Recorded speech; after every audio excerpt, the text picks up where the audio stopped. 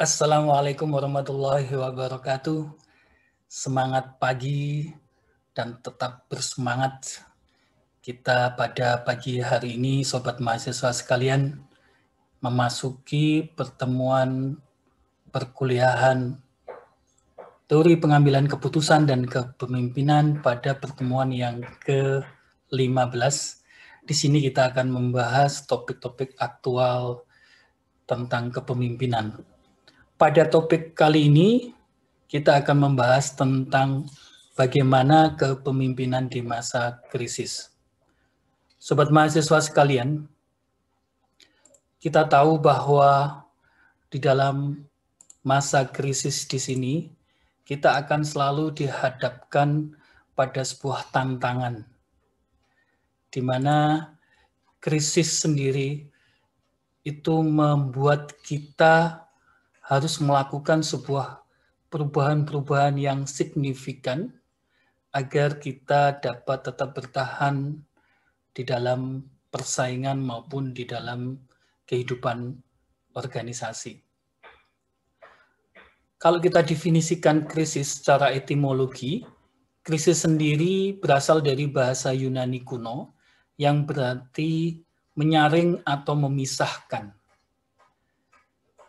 Dan kata krisis sendiri itu juga menggambarkan suatu kondisi di mana perubahan yang signifikan akan terjadi dan itu tidak dapat dielakkan. Krisis juga merupakan sebuah kejadian, di mana dalam kejadian tersebut mengandung unsur kejutan, karena unpredictable, karena di luar prediksi sebelumnya, dan menjadi sebuah ancaman bagi organisasi yang membutuhkan respon segera mungkin, terutama dalam hal bagaimana seorang pemimpin mengkomunikasikan akan terjadinya krisis tersebut sehingga tidak terjadi chaos atau konflik atau bahkan kehancuran di dalam sebuah organisasi maupun perusahaan. Krisis sendiri itu juga mengancam sebuah rasa aman. Jadi sesuatu yang sudah merasa safety, kemudian tiba-tiba terjadi sebuah krisis, maka dia akan mengancam rasa aman tersebut, bahkan mengancam sebuah nilai-nilai yang ada, sehingga memunculkan terjadinya konflik. Dan konflik itu dapat menimbulkan sebuah kerusakan yang nyata, bahkan potensial-potensial kerusakannya itu bisa cukup besar yang tidak dapat dihentikan oleh organisasi jika dia tidak dapat menghentikan sesegera mungkin apa yang menjadi akar masalah dari krisis tersebut. Untuk itu, di dalam sebuah krisis maka akan dibutuhkan sebuah kepemimpinan. Dan kepemimpinan sendiri, menurut Nortos, adalah merupakan sebuah pembahasan yang kompleks, di mana kepemimpinan itu akan selalu berubah, mengikuti konteks daripada pengaruh lingkungan atau dunia atau generasi yang berubah. Ini menurut pendapat Nortos tahun 2016. Sehingga dalam situasi krisis seperti ini dibutuhkan pemimpin yang memiliki kemampuan untuk mengatasi krisis tersebut. Menurut Federal Emergency Management Agency, atau yang sering disingkat dengan FEMA, di dalam mengelola sebuah aktivitas di dalam mengelola sebuah krisis, itu juga seringkali disebut sebagai istilahnya adalah mengelola di tepi kegelapan. Karena ketika kita mengelola sebuah krisis, itu akan ada banyak parameter dan informasi yang belum diketahui sehingga meningkatkan aspek ketidakpastian. Untuk itu dibutuhkan seorang krisis leader, di mana seorang krisis leader di sini dia harus mampu pragmatis, dia harus mampu cepat bereaksi terhadap perubahan-perubahan, dalam hal ini adalah responsif, kemudian dia harus tegas dalam menerapkan compliance, termasuk juga schedule tentang bagaimana skema performance management, reward atau konsekuensi, dan mempunyai artikulasi yang baik di dalam menyampaikan informasi melalui sebuah komunikasi sehingga dapat meningkatkan kepercayaan para pemangku kepentingan, baik dari internal maupun eksternal. Ini yang dinyatakan oleh Federal Emergency Management Agency pada tahun 2017. Sekarang kita menghadapi sebuah masa pandemi COVID-19, di mana pada masa pandemi COVID-19 ini diperlukan seorang krisis leader yang dapat mengatasi persoalan-persoalan yang ada dan menghindarkan sebuah organisasi atau perusahaan dari bencana kehancuran.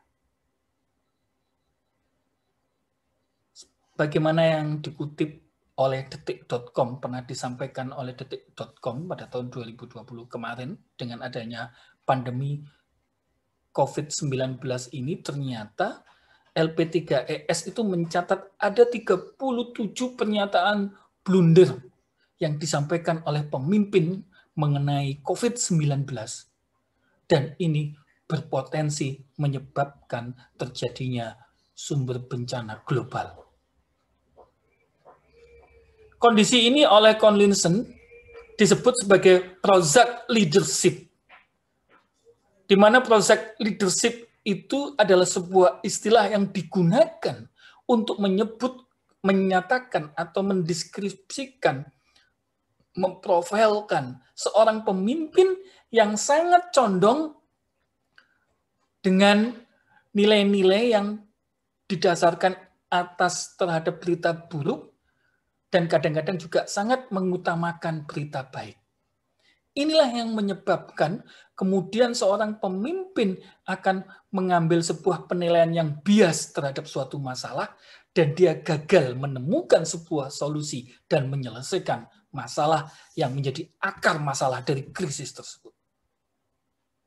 Sehingga pada masa krisis ini, kita membutuhkan seorang pemimpin yang mampu memberikan sebuah pemikiran yang optimistis kepada para pengikutnya. Sehingga dia mampu menciptakan sebuah komunikasi dengan narasi-narasi yang baik, yang dapat membangun kepercayaan diri para pengikutnya, dan pemimpin mampu membangun kedekatan-kedekatan personal dengan para pengikutnya. Ini adalah yang disampaikan oleh Austin dan Collins tahun 2012. Untuk itu para sobat mahasiswa sekalian, pada topik kali ini saya ingin menjelaskan bagaimana model seorang kepemimpinan di dalam krisis ini, atau yang kita sebut di sini adalah krisis leader model. Di mana model tersebut saya ambilkan dari beberapa riset dan beberapa konsep, kemudian saya kompilasi menjadi sebuah desain sebagaimana yang saya tampilkan di dalam gambar ini. Jadi yang pertama adalah seorang krisis leader, dia harus memiliki kemampuan responsif. Jadi dia harus memiliki kemampuan responsif. Di mana kita tahu bahwa pandemi COVID-19 ini adalah merupakan salah satu chaos yang menyebabkan terjadinya sebuah kondisi yang serba tidak pasti. Sehingga pemerintah, para pengambil keputusan, para CEO, para manajer, bahkan para pemimpin keluarga dalam sebuah rumah tangga, itu dihadapkan pada suatu ketidakpastian, dihadapkan pada suatu kebingungan terhadap keputusan apa yang diambil untuk mengantisipasi hal tersebut, mengantisipasi COVID-19 yang sampai hari ini belum ditemukan solusi yang pasti. Kalau kita bicara tentang chaos, chaos di sini adalah merupakan sesuatu yang dimana terjadi adanya tiga hal secara bersama-sama, yakni terjadinya sebuah konteks, interaksi, dan evolusi, yang kemudian ketiga hal tersebut berinteraksi dengan sebuah variabel penarik atau penekan yang akan menyebabkan terjadinya chaos, dan pemimpin harus mampu mendorong sebuah organisasi agar dia tidak terjadi chaos menuju sebuah organisasi dalam bentuk yang baru. Ini sebagaimana hasil riset yang pernah disampaikan oleh Keyes dan Benavides pada tahun 2018. Jadi pada situasi yang chaos ini dibutuhkan seorang pemimpin yang mampu membentuk sebuah organisasi baru. Dan di sini adalah dibutuhkan seorang pemimpin yang responsif. Pemimpin yang responsif di sini adalah pemimpin yang cepat bereaksi terhadap perubahan dengan mendeteksi masalah apa yang menyebabkan krisis itu terjadi. Kemudian ketika dia mampu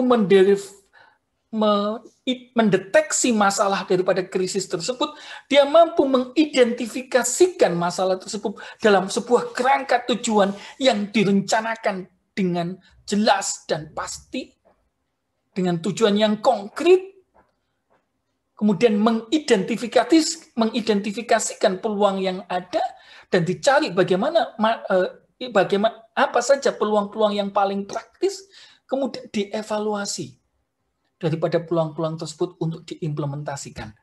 Dan kemudian diambil sebuah keputusan yang cepat dan tepat.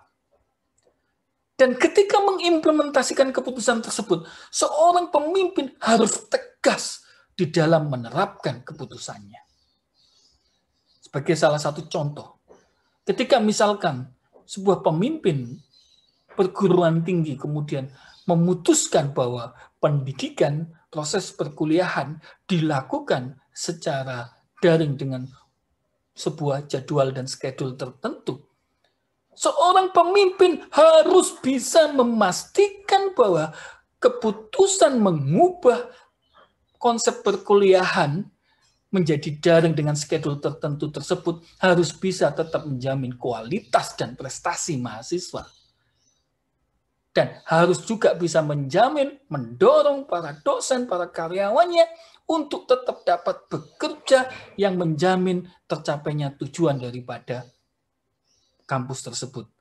Dan ini bisa dilakukan dengan berbagai skema reward ataupun konsekuensi. Kemudian yang kedua, seorang krisis leader, dia harus memiliki kemampuan untuk kreatif. Di mana di sini seorang pemimpin, dia harus memiliki kemampuan inisiatif di atas rata-rata seorang pemimpin. Karena kita membutuhkan pemimpin pada krisis leader ini adalah pemimpin yang memiliki kemampuan di atas rata-rata. Di mana dia memiliki ide-ide original, ide-ide yang inovatif, yang out of the box, yang di luar kondisi yang ada. Karena pada situasi sekarang jika kita bicara tentang kondisi, maka akan menyebabkan setiap orang menjadi pesimistis, bahkan menjadi stuck. Untuk itu dibutuhkan ide-ide yang out of the box, ide-ide yang kreatif, yang anti-mainstream, yang di luar dimensi ruang dan waktu dan kondisi yang ada. Sehingga mampu menghasilkan sebuah pemikiran-pemikiran yang menciptakan sebuah produk-produk solusi yang inovatif untuk menyelesaikan setiap persoalan dan permasalahan yang dihadapi oleh perusahaan atau organisasi, dan mampu membangun dan memenuhi kebutuhan-kebutuhan dari stakeholder-nya, dalam hal ini adalah para konsumennya, untuk menjaga supaya konsumen ini tetap loyal di masa krisis yang ada ini. Seorang pemimpin leadership, krisis leadership yang kreatif di sini juga harus mampu membangun sebuah kebiasaan-kebiasaan baru. Jadi dalam situasi yang krisis ini dia harus merubah model daripada gaya manajemen, kebiasaan-kebiasaan yang ada di dalam organisasinya, kebiasaan-kebiasaan para karyawannya untuk menjadi lebih efisien dan lebih produktif. Karena otomatis suatu krisis ini mengharuskan kita untuk menciptakan produk-produk yang secara persepsi konsumen itu dipersepsikan lebih murah. Untuk itu proses organisasi harus lebih efisien dan lebih produktif. Kemudian pemimpin yang kreatif di sini yang dimaksudkan adalah pemimpin yang mampu membuka diri atau terbuka terhadap ide-ide atau pemikiran atau gagasan-gagasan yang baru, yang dirasa lebih aktual dan up to date. Dia tidak malu untuk menerima respon daripada para karyawan bawahannya, koleganya.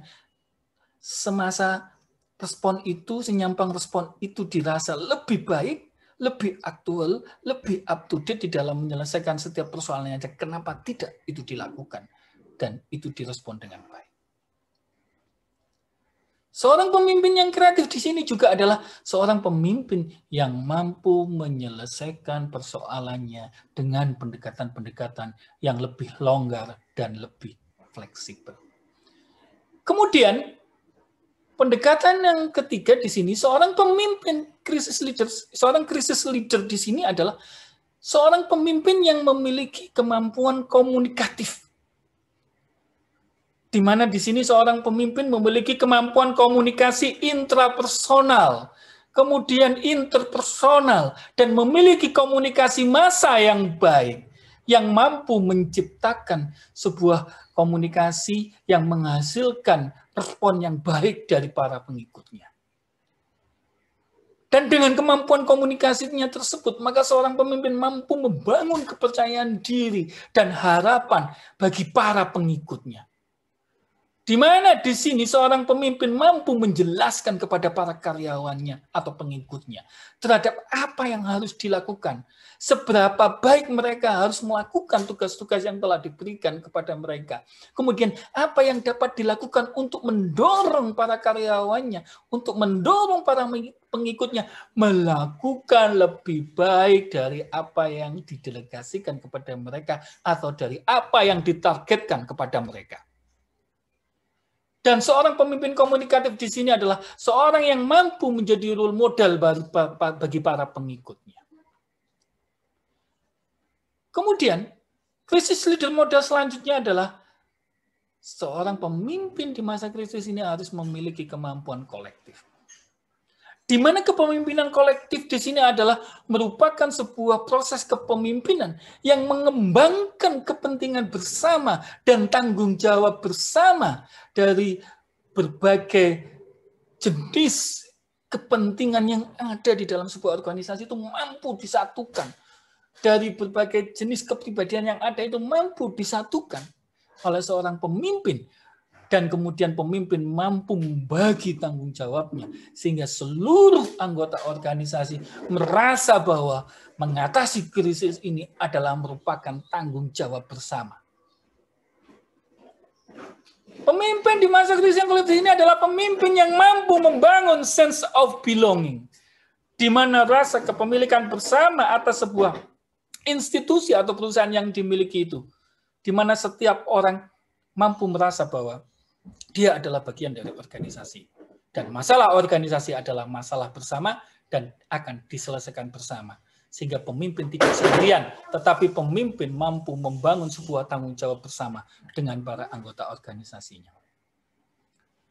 Untuk itu, seorang pemimpin di sini dia harus mampu menjelaskan masalahnya, masalah yang dihadapi pada krisis ini kepada para anggota yang dipimpinnya. Sehingga memungkinkan kadangkala seorang pemimpin, dia harus mengorbankan popularitas dari para pemimpin tersebut. Jadi inilah para mahasiswa sekalian sebuah krisis leader model yang saya konsepkan dari berbagai riset yang ada. Semoga ini bermanfaat dan nanti tugasnya bisa dilihat di dalam e-learning. Saya doakan sobat mahasiswa sekalian selalu sehat, diberikan keluasan berpikir, keluasan rezeki, dan tetap semangat menjalani kehidupan ini dan tetap berprestasi. Semangat pagi dan tetap berprestasi. Wassalamualaikum warahmatullahi wabarakatuh.